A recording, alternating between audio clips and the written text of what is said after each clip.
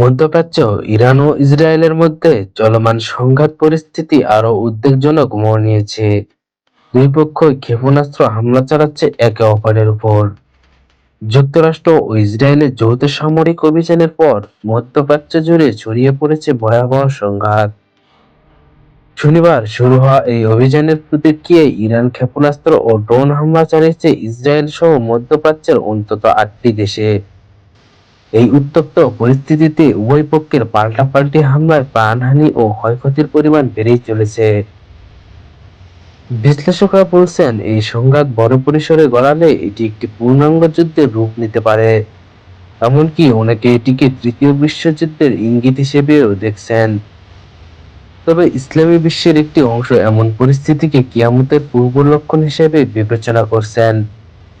কারণ বহু শতাব্দী আগেই মহানবী হযরত মুহাম্মদ সাল্লাল্লাহু আলাইহি সাল্লাম কিছু ভবিষ্যদ্বাণী করেছিলেন, যার সঙ্গে বর্তমান পরিস্থিতির বিস্ময়কর মিল খুঁজে পাচ্ছেন অনেক ইসলামী চিন্তাবিদ। একটি প্রসিদ্ধ হাদিসে রাসূলুল্লাহ সাল্লাল্লাহু আলাইহি সাল্লাম বলেন, খোরাসান থেকে একদল সৈন্য কালো পতাকা নিয়ে আগমন করবে। কেউ তাদের থামাতে পারবে না যতক্ষণ না তারা বাইতুল মুকাদ্দাসে এসে পতাকা উড়ায়। এই হাদিসটি নিয়ে দীর্ঘকাল ধরে চলছে আলোচনা ইসলামী জগতে। ইতিহাসবিদের মতে খোরাসান বলতে বোঝানো হয়েছে একটি বিস্তৃত অঞ্চলকে, যার মধ্যে বর্তমান ইরান, আফগানিস্তান ও তুর্কমেনিস্তানের কিছু অংশ রয়েছে। এর অধিকাংশ এলাকায় আজকের ইরানের ভেতরেই পড়েছে। হাদিসটির ব্যাখ্যা অনুযায়ী এই কালো পতাকাধারী বাহিনী আল আকসা মসজিদ তথা বাইতুল মুকাদ্দাসে পতাকা উত্তোলন করবে। অর্থাৎ তার আগ পর্যন্ত পবিত্র মসজিদটির নিয়ন্ত্রণ মুসলিমদের হাতে থাকবে না। ১৯৮০ সালে ইসরায়েল একটি আইন পাশ করে জেরুজালেমকে তাদের রাজধানী ঘোষণা করে। যদিও আন্তর্জাতিক সম্প্রদায় এবং জাতিসংঘ নিরাপত্তা পরিষদ এই দাবি প্রত্যাখ্যান করেছে। বাস্তবে এখনও জেরুজালেম এবং আল আকসা মসজিদের নিয়ন্ত্রণ রয়েছে ইসরায়েলের দখলে।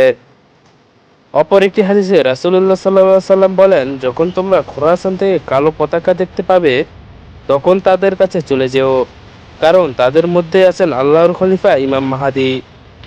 এই হাদিস দ্বয়ের সমন্বয়ে বহু ইসলামী আলেম বিশ্বাস করেন, খোরাসান থেকে আগত সেই কালো পতাকার বাহিনীর নেতৃত্বে থাকবেন ইমাম মাহদী এবং তারা বাইতুল মুকাদ্দাস বিজয়ী করবেন। এটি কিয়ামতের আগে অন্যতম বড় আলামত বলে মনে করা হয়। এই ঘটনাকে কেন্দ্র করে আরেকটি বিষয় উঠে আসে, তা হলো আল মালহামা, যাকে অনেক ইসলামী বর্ণনায় মানব ইতিহাসের সবচেয়ে ভয়াবহ যুদ্ধ হিসেবে উল্লেখ করা হয়। হাদিস অনুযায়ী এই যুদ্ধের মাধ্যমে ইমাম মাহদীর নেতৃত্বে দুনিয়ায় পুনরায় একটি ইসলামী খিলাফতের প্রতিষ্ঠা হবে। তাই তো ইরান ও ইসরায়েলের বর্তমান সংঘাত নিয়ে অনেকের মনে প্রশ্ন জেগেছে, তাহলে এটাই কি সেই পূর্বভাসিত যুদ্ধের সূচনা? বিশেষ করে যখন দেখা যাচ্ছে খোরাসানের মতো অঞ্চল থেকে ইসরায়েলের বিরুদ্ধে সরব হচ্ছে কিছু সামরিক শক্তি। তারপরও এর একমাত্র উত্তর জানেন সৃষ্টিকর্তা।